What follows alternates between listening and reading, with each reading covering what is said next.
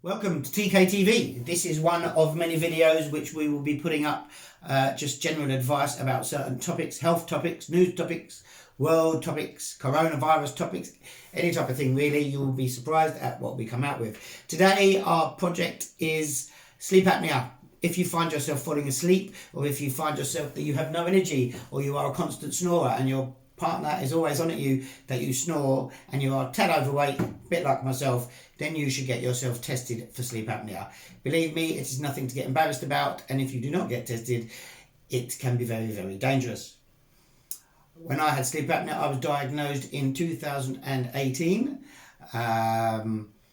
I technically had sleep apnea for 10 years, but I was told from various doctors around the place that I was bored, that I needed to keep fit, I needed to do this, I needed to do that. But eventually we got to the root of the problem, and that was I had sleep apnea.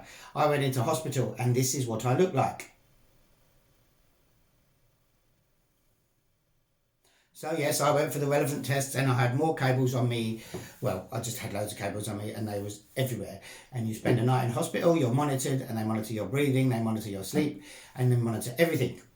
And they will usually have your results back within 2 weeks. I was diagnosed with sleep apnea. I had severe obstructive sleep apnea. When I was told that, I was quite shocked. I wasn't too happy about it, to be fair, but it got to the stage where I had to go and get something done because I was falling asleep at the wheel. I couldn't do my daily routine. I couldn't climb ladders because I was just sleeping all the time. I was actually asleep for more than 12 hours, 13 hours, and I'd get up within half an hour of jumping into the van or the car. I was sitting at red lights and I was still falling asleep. This is nothing to be embarrassed about. Anyway, after you go and get diagnosed with sleep apnea, what they will do, your medication basically, or therapy, they call it sleep therapy, and what they do, they will end up giving you one of these. This is called a CPAP machine. Now basically all this does, this sucks in air from the little filter, this side, and it's a small filter, and it just pops in there. That's it, that sucks air, comes in here, cleanses it with water. This is the water. You fill this with water. Has to be sterile water, because if it's normal water, it will stain the inside of the machine, and you will get fragments of lime, would we say, or any depositories in the water will get stuck in this machine, and it will be useless. This machine will set you back €1,500. I've had this machine 2 years, keep it clean, and you should be fine.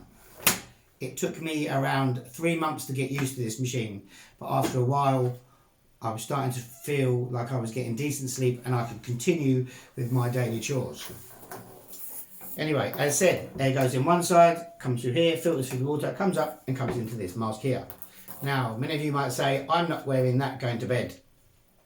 Let me tell you, this is the best thing I've ever had since I was diagnosed.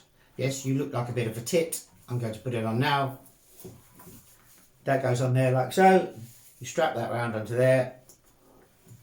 And that's it. So when you're asleep, the air comes through here, forces it into your nasal passage, comes down here and keeps your throat open. And that's generally what you look like. Hopefully you will have an understanding partner. It is not exactly the most entertaining thing to wear at night. So if on Valentine's night, you probably wouldn't want to be wearing it. But you will have the repercussions of having no sleep. So my advice to you is go and get checked for sleep apnea.